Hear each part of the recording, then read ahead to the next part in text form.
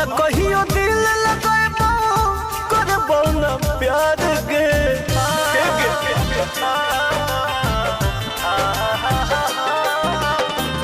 अब न कहियो दिल लगाबो करबो न प्यार के ये कही को दिल के कहले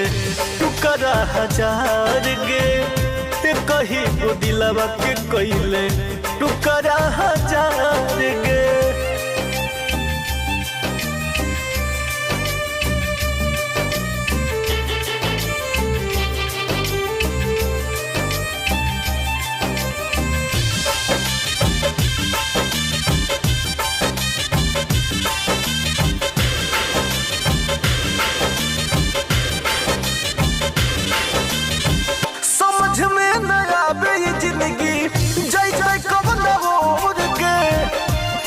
सोची सोची कि रे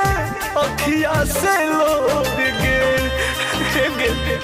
हमके छोड़ के चल गई। समझ में न आवे जिंदगी जैसे कौन और गे सोची सोची कि रे अखिया से लोर गे रातों दिन सहै छियौ बिरही के मार गे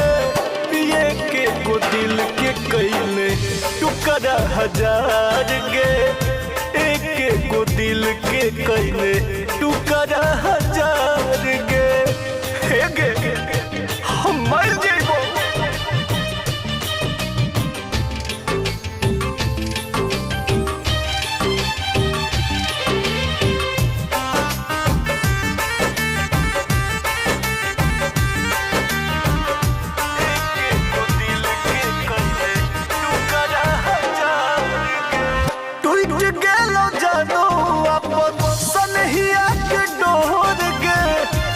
चाही सफर में लही मुहवा के मोर गे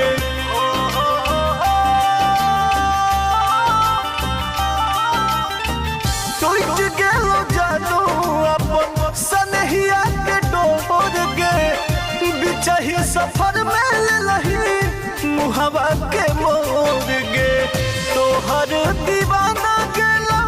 किस्मत से हार गे ये कही को दिल के कहले टुकड़ा हजार गे ये कही को दिल के कहले टुकड़ा हजार गे।